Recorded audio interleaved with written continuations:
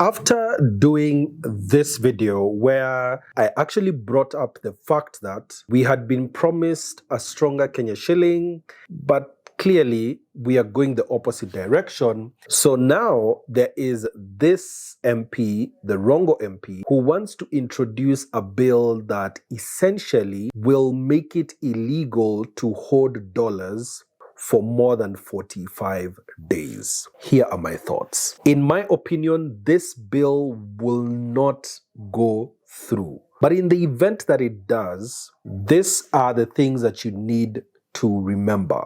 If you have a problem, and the problem is that Kenyans who are producing in Kenya shillings are seeing the value of the local currency reducing, so everyone logically must look for a solution. The easiest solution for so many Kenyans is to get a currency that will help them to store value. And for so many people, the first step that they will take is to have their money in dollars. They clearly can be able to see the trend.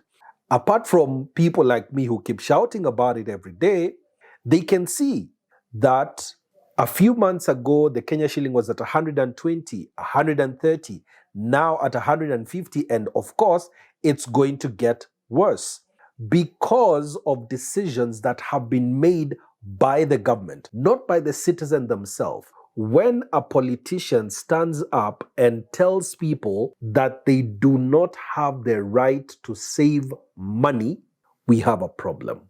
We have a very big problem because that in itself is infringing on the rights of every single Kenyan.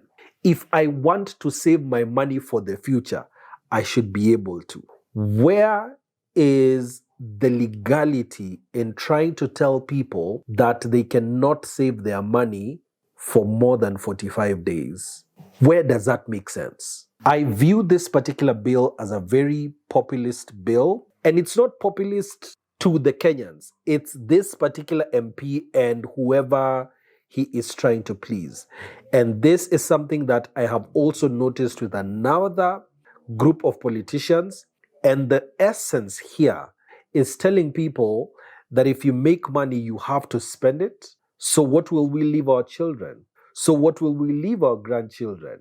We can't leave them Kenya shillings because clearly the government has shown us that Kenya shillings cannot be saved. So what do? We have to look for the next currency that we can actually be able to put our wealth in. For the majority of people, the US dollar is a better store of value than the Kenya shilling. This, and I'll read you the comment that actually made me do this video. Here's my reaction to the Forex hoarding criminalization bill proposed by Rongo MP Paul Abuol. The bill is unconstitutional.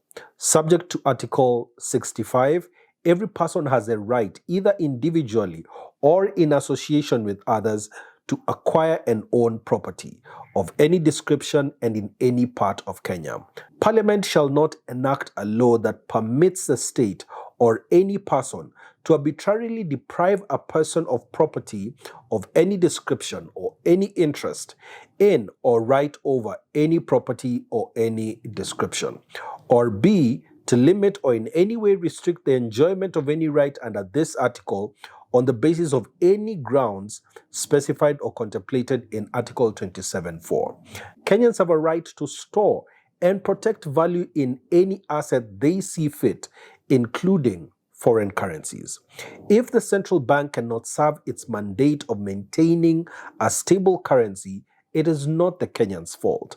I know this has been implemented in other global south economies facing structural adjustment programs in an attempt to control people running away from failing currencies. This has been extended to limiting dollar withdrawals and forcing people to convert their dollar savings to local currencies. In all of the cases, the policies did not work. They only created parallel black markets. And that's something for you to think about.